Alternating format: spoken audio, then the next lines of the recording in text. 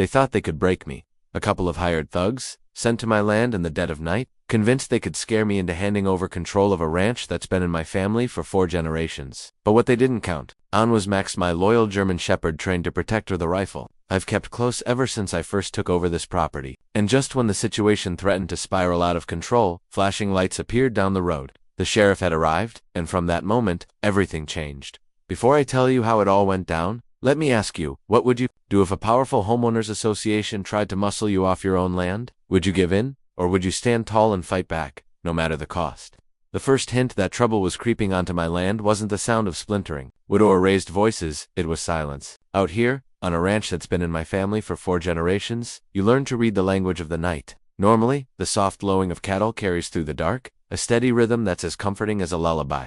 But on this night, that rhythm stopped cold. I remember sitting up in bed, instantly alert. The stillness pressed against my ears like a weight. My pulse quickened, though I didn't yet know why. I slipped on my boots and headed toward the window. That's when I saw them 2 harsh beams of light cutting through the darkness at the front gate, jerking back and forth like spotlights searching for prey. Beside me, Max stirred. He wasn't just any dog, he was family, protector, and partner, rolled into one. 6 years of training had sharpened his instincts, and the growl building in his chest told me this wasn't a false alarm. His fur bristled, ears pinned forward, muscles tensed as if the night itself had turned hostile. I didn't need a second opinion. Trouble had found its way to my ranch. Stepping outside, the air was sharp with that cold stillness before a storm. The pasture stretched out like a shadowy sea, broken only by the glow of headlights dancing at the gate. Then it happened, the crash. The unmistakable sound of wood splintering. My hand-built gate, the same one I'd labored over 2 summers. Ego was being torn down like it was nothing more than a matchstick fence. The cattle reacted instantly. What had been uneasy silence erupted into chaos, hooves pounding, frightened cries echoing across the fields.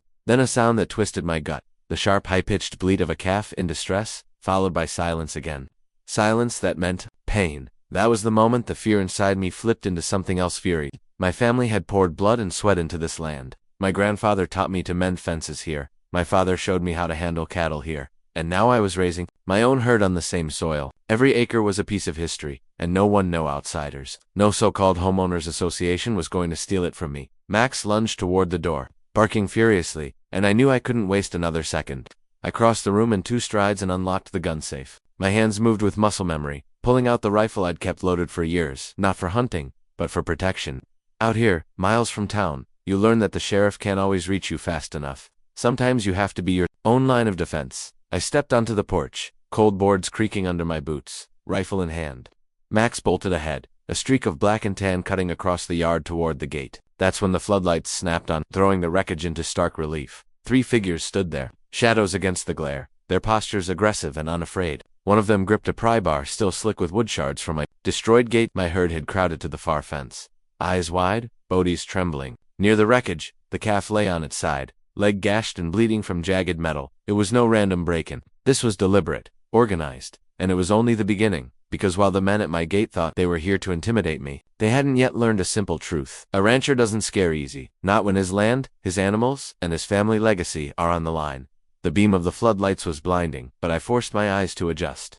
3 intruders stood at the mangled gate like they owned the place, and for a moment, rage threatened to overpower reason. The one with the pry bar sneered, holding it loose in his hand as though daring me to step closer. He wasn't some petty vandal. This was the kind of man who came prepared for confrontation. Max didn't wait for instructions. With a low, guttural growl, he lunged forward like a bullet, zeroed in on the pry bar man's legs. The intruder stumbled backward, surprised by the force of a German Shepherd bred and trained for protection. His grip slipped, the tool clattering against the twisted remains of my gate. And then something fell from his jacket, something small, square, and easily overlooked in the chaos. But I didn't move for it yet. My focus stayed locked on the 2 others. The older one, maybe mid-50s, with a gray stubble beard, twitched nervously, his eyes darting between Max and the barrel of my rifle. The younger man beside him was calmer, though a jagged scar down his cheek gave him a hardened look. He kept his stance steady, like he'd been through worse nights than this. The pry bar man, now limping and muttering curses, scrambled toward the shadows at the edge of the road where a black SUV idled with its engine humming. He barely made it inside before the door slammed shut. The other 2 looked like they were deciding whether to stand their ground or follow his lead. I raised my rifle, not aiming at them. Not yet, but just high enough to make sure the message came through. My voice carried across the cold night air, steadier than I felt inside. Leave my land, now. Max held position, hackles raised, his bark sharp and relentless. It wasn't just noise. It was a promise of what he'd do if they dared step forward. For a tense few seconds, no one moved. My heart pounded so hard I could feel it in my throat. Then, without a word, the scarred man pulled on the older one's sleeve, urging retreat. They backed away, slow at first, then faster, until they disappeared into the SUV. The vehicle roared to life, tires spitting gravel as it peeled down the road and vanished into the dark. The silence that followed was deafening. I lowered the rifle, slightly, not ready to sling it just yet, and stepped closer to the gate. That's when I saw the wallet lying open on the ground, where the first man had stumbled. In the harsh glare of the floodlight, it revealed two things: a laminated ID card belonging to someone named Derek Hale and a crumpled receipt for a wire transfer. The words printed on the paper made my stomach twist. Oak Ridge Estates, HOA. The name was no stranger to me. For months, Alina Voss, president of that association, had been trying to force nearby landowners into her grip. Everyone said she was ruthless, using community regulations to strangle independence until folks either signed her contracts or sold their land cheap. I'd ignored her visits, her letters, and her veiled threats. But now, staring at the receipt, it was clear she'd escalated to something darker. Behind me, the calf let out a weak cry, dragging me back to the present. I rushed over and crouched by its side. The wound on its leg was deep but not fatal. Blood oozed steadily, staining the dirt. My anger hardened into something sharper. This wasn't just about intimidation anymore. My livestock had been hurt. My animals and innocent creatures I was sworn to care for had become pawns in someone else's power play. I tore a strip from my shirt and bound the calf's leg as best I could until the vet could arrive. Max stayed close, ears perked, scanning the perimeter as if expecting the intruders to return. His presence steadied me, reminded me I wasn't fighting this battle alone. As I worked, one question burned hotter than all the rest. What was the endgame here? If Alina wanted me in her HOA, why send hired muscle in the middle of the night? Why risk violence, exposure, and bloodshed just to push a contract? The night had started with eerie silence, broken by violence, and ended with more questions than answers. But one thing was certain: I wasn't dealing with some petty neighborhood dispute. This was war. And in war, I wasn't planning on being the one to fold. The adrenaline hadn't worn off when I stepped back from the wounded calf. My rifle was still firm in my hands, and Max paced like a soldier waiting for his next command. The ranch was quiet again, but it wasn't the peaceful kind of quiet I was used to. It was the hollow, unsettled kind that comes after violence. When you know the fight isn't truly over, I crouched near the fallen wallet again, flipping it over with my boot. The name on the ID, Derek Hale, burned into my mind. If he worked for Alina Voss and her HOA, then this wasn't just a random act of trespassing. It was sanctioned, paid for, organized. I picked it up and slid it into my jacket pocket. Evidence. Proof of what really went on here tonight. And then I realized, proof alone wouldn't matter unless I could stand my ground when they came back. Because they would come back. People like Alina didn't stop at failure, they doubled down. Max barked suddenly, jolting me upright. His nose was pointed toward the tree line beyond the pasture. For a second I thought the intruders had returned, but the road was empty. Instead, the beam of the SUV's taillights disappeared in the distance, swallowed by the dark. I breathed out, just long enough to think the worst was over, until I heard the crunch of footsteps behind me.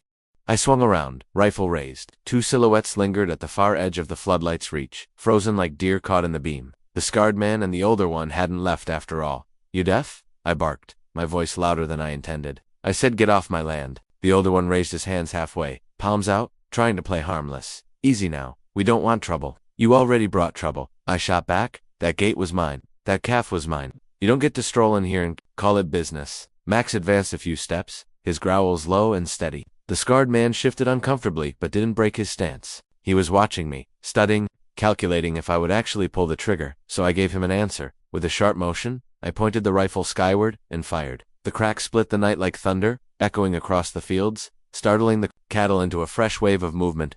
Smoke curled from the barrel as I lowered it, eyes locked on theirs. "That was your warning," I said, steady as steel. "You don't get a second one." For a long moment, they didn't move. The scarred man's jaw twitched. But finally, he tugged at the older man's sleeve and backed toward the SUV. They climbed in without another word. And this time the engine's roar faded until silence reclaimed the ranch. I stood there for a long while, rifle still in my grip, scanning the fields and the road beyond. My pulse thudded heavy in my chest. I'd stood my ground, but I knew in my gut this was just the opening act. Alina wouldn't let this slide. Not after her hired help limped home empty-handed. When I finally lowered the rifle, Max was still on edge, nose to the wind, tail stiff. He knew what I knew, that this fight had only begun.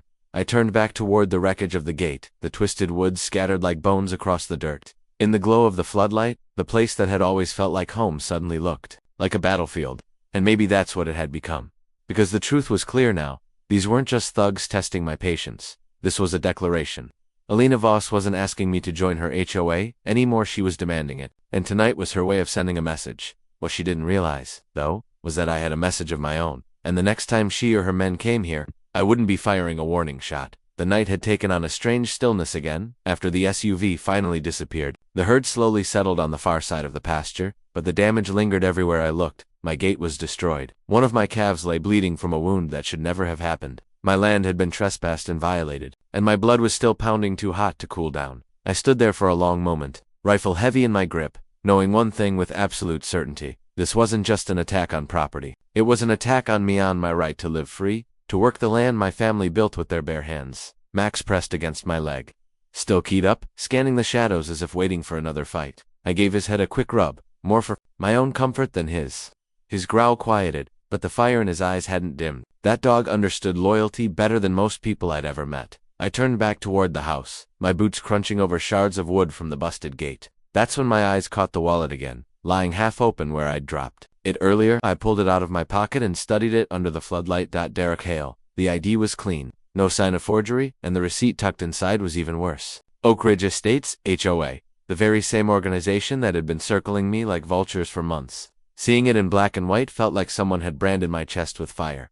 I thought back to Alina Voss's polished smile, the way she'd tried to sweet-talk me with promises of community, security, and value appreciation, while hiding the iron fist behind her words. I'd told her no then, firm and final, but clearly she didn't understand the word. Tonight proved it. I stuffed the wallet into my jacket again, my mind racing. There was no sheriff's deputy in sight, yet too far out in the county for it. Quick response, and I knew I couldn't count on law enforcement alone. If Alina wanted to play dirty, I'd have to be ready for it, so I made my decision right then. No more waiting, no more hoping she'd back off. I was drawing the line, and anyone who crossed it would know exactly where I stood. I chambered a fresh round in the rifle and fired another shot into the sky. Louder this time, a booming crack that rolled across the valley like thunder. It wasn't aimed at the men, they were long gone. It was aimed at the night itself, at the silence that had been forced onto my ranch, at every neighbor who might have been listening in the distance. Leave my land, I shouted, voice echoing hard against the hills.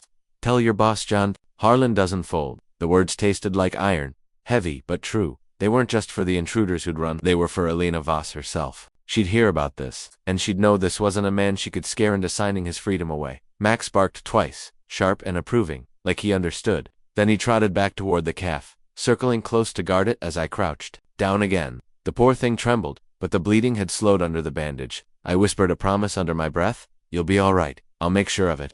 As dawn's first light touched the horizon, I surveyed the wreckage. With new clarity, this fight wasn't going to stay in the shadows of night raids. Alina wanted escalation, and she was about to get it. But I wouldn't be playing defense forever. No, this was my land, my cattle, my family's legacy, and from this moment on, I was ready to fight fire with fire. The sun was climbing higher when I finally heard the crunch of tires on gravel. I'd spent the early hours repairing what I could, tying up the gate with heavy rope, checking the herd, making sure the wounded calf was stable. My body was running on coffee and raw adrenaline, but my mind was sharp as a blade. Max was the first to hear it. His ears perked, and he gave a low growl as a silver Lexus eased up my drive. The shine of it looked almost obscene against the dust and mud of ranch country. And then she stepped out, Alina Voss. I'd only seen her twice before, both times in polished settings, a town meeting where she'd pitched her HOA vision like it was salvation, and once at a coffee shop where she'd cornered me with neighborly concern. But here, on my land, she carried herself with the confidence of a queen surveying her kingdom. Tall, immaculately dressed in a tailored suit that probably cost more than my monthly feed bill. She closed her car door softly, like even the sound belonged to her. Her blonde hair was perfect, not a strand out of place, and those sharp blue eyes scanned my property with a mixture of disdain and calculation. "Mr. Harlan," she said, her voice as smooth as silk over steel, "we need to talk." I leaned against the fence post, rifle still slung across my shoulder, not making a move to greet her. Token hours were last week at the county office. I said no then, and my answer hasn't changed. She smiled, the kind of smile that made the hair on the back of my neck rise. "You misunderstand. I'm not here to negotiate. I'm here to warn you." Max barked once, sharp and deep, but stayed at my side. Elena's eyes flicked to him, then back to me. "You think last night was an accident," she continued. "Cattle spooked, fences broken. That's what happens when land sits unsecured. The truth is, your property has become a liability. For you, and for the entire community. The association can change that. I can change that. All you have to do is sign the paperwork." I laughed, a short, harsh sound. "You're telling me your men trespassed on my land, hurt my livestock, and then you come here in the daylight to pitch me on security? That's bold, Alina, even for you. Her smile faltered for just a second, but she recovered fast. I don't control every action taken in the community, John. Sometimes misunderstandings happen, but if you keep resisting us, if you keep clinging to this outdated idea of sovereignty, then misunderstandings will keep happening, and one day it won't be just a calf that suffers. The implication was clear. Too clear. My grip on the rifle tightened, but I forced myself to breathe steady. She wanted me angry, reckless. She wanted me to slip up. Let me be clear, I said, my voice low. Even this ranch is mine, always has been, always will be. You, or your suits, or your hired muscle, none of you get a claim to it. You come here again with threats, I'll consider it trespassing, and I don't take kindly to trespassers. For the first time, I saw something flicker in her eyes, annoyance. Maybe, even doubt. She tilted her head, as if studying me. You think you're tougher than the system, Mr. Harlan? But systems don't lose. People do. With that, she turned on her heel, her heels crunching on gravel, and slid back into the Lexus. The engine purred to life, and just like that, she was gone, leaving the smell of perfume and power in the air. Max barked again, this time chasing the car until it rolled past the road's bend. I watched it disappear, my jaw clenched so tight it ached. I knew then the war had officially begun, and Alina Voss wasn't going to stop until one of us was broken. The days that followed Elena's visit were quiet on the surface, but I knew better. Silence wasn't peace, it was the sound of something brewing. I didn't have to wait long to see what her next move would be. 3 mornings later, a courier truck rolled down my dirt road. A man in a pressed shirt stepped out, holding a thick envelope. You wouldn't even meet my eyes when he handed it over. Mr. Harlan. Yeah, you've been served. The words hit like a slap. Inside that envelope was a stack of legal documents, so heavy it could have doubled as a doorstop. Alina had filed a lawsuit against me claiming my land was in violation of county zoning codes, environmental regulations, even noise ordinances. Half of it was nonsense. The other half, twisted versions of reality. She claimed my cattle posed a health hazard, that my fencing was unsafe, and that my property's upkeep threatened community standards. It was the HOAS rulebook dressed up in legal jargon. I sat on the porch that night, flipping through page after page, the weight of it pressing down like a storm cloud. Alina wasn't just trying to scare me anymore, she was trying to bury me in paperwork, bleed me dry with court fees, and force me to fold without lifting a finger. But it didn't stop there. That same week, little things started happening around the ranch. My well pump brand new suddenly quit working. A mechanic later told me someone had jammed gravel into the system. A section of barbed wire fence was cut clean through, just wide enough for cattle to wander. Thankfully Max had barked me awake before they got too far. And then came the letters, anonymous, typed on plain paper, slipped into my mailbox. Sell before it's too late. You can't win this fight. Accidents happen. Each note was a reminder that Alina wasn't fighting me in daylight anymore. She was pushing from every angle, financial, psychological, trying to make me doubt myself, doubt the land, doubt whether this fight was worth it. And I'll admit it, late at night, when the ranch was quiet and the only sound was the wind through the cottonwoods, doubt crept in. What if she was right? What if the system really couldn't be beaten? But then I'd think about my grandfather, who worked this land with his bare hands. I'd think about my father, who poured every ounce of sweat into keeping it alive. And I'd look at Max, sleeping by the door, ready to defend me without hesitation. This wasn't just dirt and fences. It was legacy. It was family. I wasn't about to let Alina Voss erase that with the stroke of a pen. So I fought back the only way I knew how. I gathered every receipt, every permit, every record my family had ever kept. I drove into town and sat down with the county clerk, digging into archives that hadn't been touched in decades, and what I found made me pause. Buried in those old files was something Alina hadn't counted on. A land grant, issued back in the late 1800s, that gave my family a unique exemption. My ranch wasn't just old, it was historic, and that meant the HOA had no jurisdiction over it. It wasn't a bulletproof shield, but it was a weapon. For the first time in weeks, I felt hope spark again. But before I could act on it, Alina struck, harder in this time. She wasn't hiding behind paper. The land grant discovery should have been a victory. But in a fight like this, hope can be a dangerous thing. The very night I uncovered those documents, Alina sent a message that hope wasn't enough to protect me. It started the same way as before, with silence. No crickets, no cattle lowing, not even the rustle of leaves. Max noticed at first. His ears perked, muscles taut, nose twitching toward the tree line. I grabbed the rifle and stepped out onto the porch. That's when I saw the glint of headlights far off, cutting across the pasture. Not a single car. 3. They rolled slow, engines muted, like predators circling prey. Stay sharp, boy, I whispered. Max's growl rumbled like distant thunder. SUVs stopped at the gate door, what was left of it after their last visit. Doors opened. 5 men stepped out, broad-shouldered, faces hard, dressed in dark jackets. Not locals. I knew every ranch hand and farm worker within 20 miles. These men were imports. The leader, a bald man with a scar running down his jaw, called out, "Evenin', Harlan, nice spread you've got. Shame if something happened to it." His tone was casual, but his eyes carried menace. I didn't lower the rifle. "You're trespassing." "Funny thing about trespassing," he said, smirking. "It only matters if someone enforces it. And right now, looks like you're all alone." Max barked, sharp and fierce, lunging forward just enough to make one of the men flinch. That drew a laugh from Atcha. Dog's got spirit. Be a shame if he wandered off one night. My finger tightened on the trigger. "You lay a hand on him, you won't see another sunrise." The tension was like a wire stretched to snapping. Then Scarjaw held up a folder and tossed it onto the dirt. "Alina thought you might want to reconsider. Papers for voluntary membership. Sign tonight, and we walk away. No more accidents, no more lawsuits, no more trouble." The men fanned out, forming a loose semicircle. It wasn't just a delivery, it was an ambush. Pressure, intimidation, meant to corner me into submission. But I didn't back down. Instead, I raised the rifle skyward and fired. The crack shattered the night, echoing through the valley like a cannon shot. My cattle stirred and bellowed in the pasture. Max barked like fury itself. "That's your only warning," I shouted, voice steady despite my pounding heart. "This ranch isn't for sale, and I'm not signing a damn thing." The men hesitated. Scarjaw's grin faltered. Then, from down the road, salvation. The sudden sweep of red and blue lights. The sheriff's cruiser barreled up the dirt path, dust kicking up behind it. Sheriff Daniels stepped out, hand already on his sidearm. "What the hell's going on?" Here the intruders tried to play it cool. "Friendly visit, Sheriff. Just some neighbors talking." Daniels wasn't buying it. "Funny. I didn't know neighbors needed 3 cars and intimidation tactics to talk. Get back in your vehicles now." Scarjaw glared at me as he retreated, his message clear. This wasn't over. The SUVs reversed out, taillights fading into the night. The sheriff turned to me. "You all right?" John lowered the rifle slowly. "For now." Daniels picked up the folder they'd thrown down, flipping through the pages. "She's pushing harder than I thought. This isn't just HOA business anymore. This is organized extortion." I nodded, feeling both vindicated and unsettled. "Then it's time we start treating it like that, because one thing was certain, Voss wasn't done, and neither was I." The night ambush rattled me, but the real damage came in daylight. Guns and threats were one thing, you could see them, confront them, prepare for them, but whispers could hollow out your life without a single shot fired. It started small, like rot spreading under the bark of a tree. A neighbor who usually bought milk from me suddenly skipped his order. Then another called, hesitant, saying he'd heard something about my herd being sick. By noon, I had 3 voicemails from longtime customers canceling deliveries outright. No explanations, just cancellations. When I drove into town the next morning, I felt the weight of eyes on me. At the diner, conversations hushed as I walked past.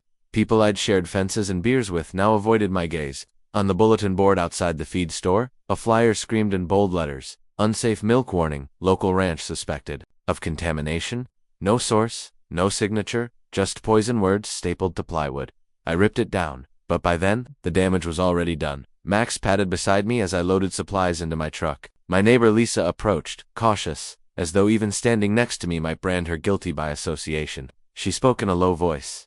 "John, you should know there's talk. People saying your cattle are diseased, that your barn's been cited for health violations." My jaw clenched. "That's a lie, and you know it." She nodded quickly. "I do. But Elena's been showing people photos, grainy shots of your pasture with white powder scattered near the troughs," she says. "Inspectors found pathogens there." I almost laughed at the absurdity of it. "Inspectors? The only inspector I've seen is her goons trespassing with cameras." Lisa placed a hand on my arm.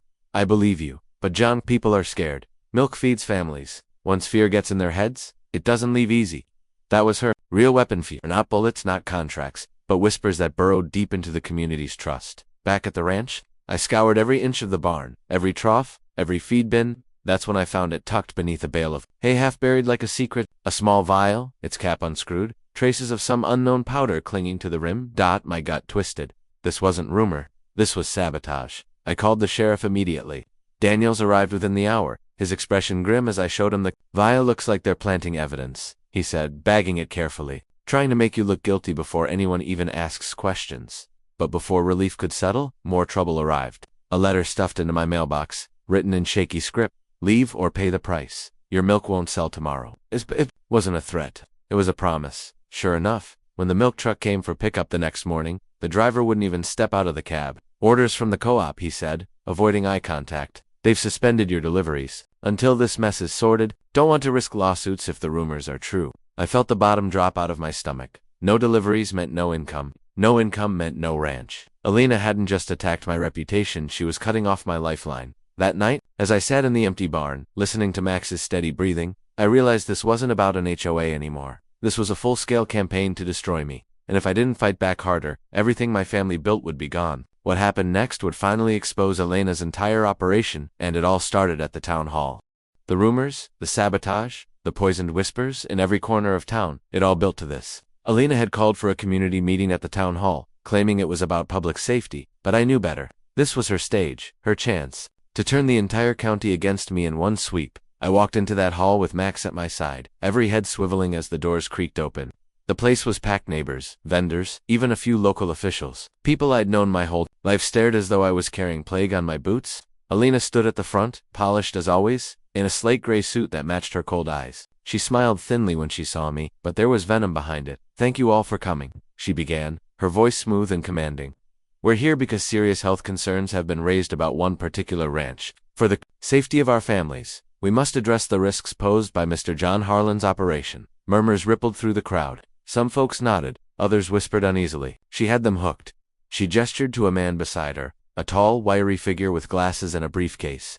"This is Mr. Ellis, a health consultant with years of expertise. He's reviewed troubling evidence from Mr. Harlan's property." Ellis cleared his throat, flipping through papers. "Our preliminary findings suggest contamination in the feed and possible pathogens in the milk supply. Until this is resolved, the public should avoid purchasing or consuming products from Harlan Ranch." Gasps, whispers, even a few accusatory glares turned my way. Elena looked smug, like a queen watching her enemies kneel. I stepped forward. "You've got a lot of claims there, Ellis. Why don't you tell us exactly what pathogens you found?" He hesitated. "Well, the tests aren't finalized yet, but indicators strongly suggest which ones." I pressed, voice carrying, across the room. "Name them." Silence. He fumbled with his notes. The crowd stirred, sensing weakness. Before Elena could jump in, a voice rang out from the back. "I've got something to show you all." It was Lisa, my neighbor, holding up her phone. She walked to the front and plugged it into the projector. The screen lit up with grainy-footed strangers scattering powder near my troughs, their faces illuminated in flashes of light. "That's from last week," Lisa said firmly. "They weren't inspectors, they were saboteurs, and that woman was with them." She pointed straight at Elena. The hall erupted. Gasps, shouts, people turning to Elena with wide eyes. Elena's composure cracked for the first time. "Is out of context," she snapped.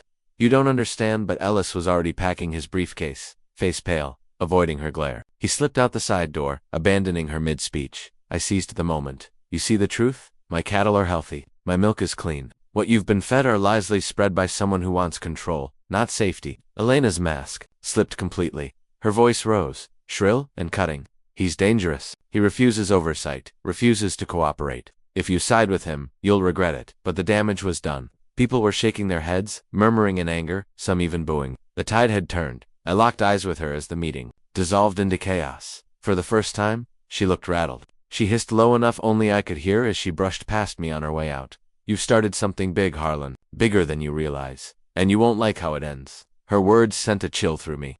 The fight wasn't over, not by a long shot. But now, the town was no longer blind. And soon, the law wouldn't be either. After the town hall, Elena's grip on the community slipped, but she wasn't the type to retreat quietly. When cornered, snakes don't slither away, they strike. For a few days, the ranch was eerily calm. No midnight raids, no sabotaged troughs, no poison rumors circulating through town. I almost allowed myself to breathe, but Max didn't. He stayed, restless, pacing the barn at night, ears pricked at every sound. He knew before I did. The storm wasn't over. It came just past midnight. A sharp, insistent pounding rattled my front door. Max was already snarling, teeth bared. I grabbed the rifle and opened the door to find Elena herself standing there, flanked by 5 bruisers in dark jackets. Her smile was gone, replaced by hard lines and fury. "John Harlan," she said coldly, holding out a sheaf of papers. "We have a court order to inspect your property, effective immediately." I scanned the document under the porch light. Crisp paper, official-looking seals, but something was off. Too clean, too convenient. I'd seen my share of court documents before, and these smelled fake. "You expect me to believe this garbage?" I asked, voice low. One of the men stepped forward, cracking his knuckles. Best not to argue. Max lunged at him, teeth snapping inches from his thigh. The man stumbled back, cursing. I raised the rifle, finger poised on the trigger. "You set foot past this door, and you'll regret it." Elena's eyes burned. "You can't hold out forever. Your neighbors already doubt you. Your business is bleeding dry. Sign with us, and this ends tonight. Refuse, and you'll drown under lawsuits, fines, and bankrupt contracts.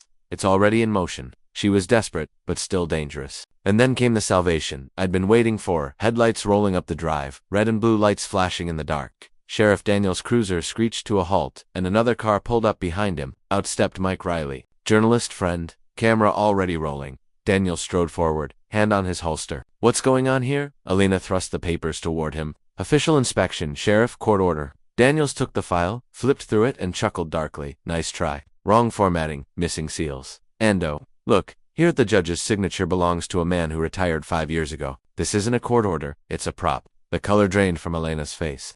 "That's a mistake, yeah." Daniels cut her off. "Your mistake." He snapped his fingers, and 2 deputies I hadn't noticed before stepped out of the second vehicle. Within moments, the bruisers were in cuffs, grumbling as they were shoved toward waiting patrol cars. Mike's camera caught every second. "Smile for the audience, Alina," he said coolly. "This'll play well in tomorrow's expound." Alina fought, hissing and spitting venom. "You think this ends with me? You don't know who you're up against." Daniels secured her wrists in steel. "Lady, you're up against the state no end. The feds will want a word to. We've been building a case, and thanks to your little stunt tonight, we've got all we need." As they hauled her toward the cruiser, she twisted to glare at me. "This isn't over, Harlan. You'll see." I met her stare, rifle steady in my hands. "Oh, it's over. You just don't know it yet." The doors slammed shut, and for the first time in weeks, the ranch felt safe again. But this was bigger than one ranch. Daniels promised a full-scale investigation, multi-state, multi-million-dollar fraud, all tied to Elena's so-called HOA empire. The queen had fallen, but the game wasn't done. What came next would shake more than just our little town. The night Alina was hauled away marked more than just the end of her reign of intimidation. It marked the unraveling of an empire she had built on arrogance, fear, and fraud. For weeks afterward, the town buzzed with stories. Neighbors whispered about her secret backroom deals, her fabricated authority, and the thugs she employed to enforce rules that had never existed. Some people admitted they had paid her fees out of fear. Others confessed to signing her contracts without realizing they were worthless. The sheriff's office, now working hand in hand with state investigators, began piecing together the full scope of Elena's scheme. What they uncovered went beyond our little ranch community. She had been running a statewide racket posing as an HOA executive, fabricating legal documents, and using intimidation to bleed families out of their savings. Dozens of ranchers, homeowners, and small business owners came forward, each with stories as chilling as mine. Some had nearly lost their homes. Others had been trapped in debt spirals that seemed impossible to escape. Mike's article broke the damn. His story hit the presses within 48 hours. Paired with footage of Elena's arrest and the sheriff exposing her fake court order, the headline blazed across front pages and online feeds. "Fake HOA, Queen exposed. Millions in fraud. Dozens of victims."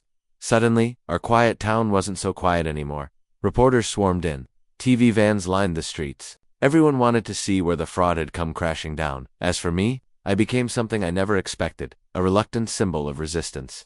Folks I'd barely spoken to before stopped me in the feed store to shake my hand. Letters of thanks poured in from people I'd never met. Some even drove hours just to tell me their own stories of fighting against corporate bullies and corrupt officials, but I never saw myself as a hero. I had fought because I had no choice, because my grandfather's ranch, my legacy, and my dog's safety had been at stake. Yet sometimes, life pushes ordinary people into battles they never asked for, and they discover strength they didn't know they had. Max, for his part, enjoyed his newfound celebrity. Kids at the town square festival lined up just to pet him, and more than once, a local photographer snapped pictures of him as if he were part of the story's backbone which, truth be told, he was. You'd been my early warning system, my protector, and my reminder of loyalty in a world clouded by deceit. Elena's trial dragged on for months, but the outcome was inevitable. She faced charges ranging from fraud and forgery to racketeering and extortion. When the verdict was read guilty on all counts, the courtroom erupted in cheers from her victims. Who was sentenced to a lengthy prison term, her empire dismantled, her assets seized to pay restitution. The ranch, once a battleground, settled into peace. I spent my mornings tending to the land, just as my grandfather had, and my evenings on the porch watching the sun sink into the horizon. The grass grew back where her trucks had churned it up. The barn stood proud again, no longer a place of whispered threats, but of quiet labor and honest work. Looking back, I realized something important. Power doesn't always come from wealth, intimidation, or flashy titles. Real power comes from standing your ground when everything is stacked against you, from refusing to let fear dictate your choices. Alina thought she could own us with lies and fear. She underestimated the truth, the stubbornness of a man with nothing left to lose. The ranch is still here. So am I, and as long as this land stands, no fraud, no false queen, no pretender with a stamp and a fake seal will ever take it away again, because this isn't just land, it's legacy. And some legacies are worth every fight. When the notice for a community compliance meeting appeared on every door, I knew Alina was preparing her biggest performance yet. She wasn't satisfied with quiet intimidation anymore. She wanted to stage an audience, and a public victory. Linda Hayes, her most loyal follower, offered her living room. By 6:30 p.m., nearly 24 neighbors squeezed into folding chairs and leaned against walls, murmuring among themselves. At the front stood Alina, perfectly polished, sharp navy suit, glossy hair pulled back, a stack of charts and glossy folders. At her side, she looked like the CEO of a corporation, not a neighbor, in a cul-de-sac. "Good evening, Willow Creek residents," she began, voice ringing with authority. "We're here to review our progress. Over the past 8 months, compliance efforts have raised property values by 12% and brought uniformity to our streets." She flipped through slides before and after photos of beige fences, identical mailboxes, manicured lawns. The crowd nodded, some impressed, others uneasy. Then she shifted gears. "But one property remains non-compliant. One household has resisted, jeopardizing the entire neighborhood's progress." Her eyes slid to me, sharp as blades. The room went quiet. All eyes turned. Some faces carried pity, others frustration. I felt the heat of judgment pressing in from every angle. I stood slowly. "There is no Willow Creek HOA," I said, holding up a document from City Hall. I confirmed it myself. "This," I pointed to her binder, "is fabricated." Gasps rippled through the room. For a second, Elena's mask slipped, but she recovered instantly, plastering on that professional smile. "Mr. Harlan," she cooed, "confusion is understandable at your age, but these documents are real. Perhaps your memory." That's when Agnes stood, her voice cut through the air like a bell. "He's not confused, and I've got proof." From her tote bag, she pulled out her phone and tapped the screen. The room filled with audio recordings, Alina snapping photos of flower beds, coaching Mike to exaggerate violations, even laughing about Mrs. Lopez, the woman she'd harassed into leaving.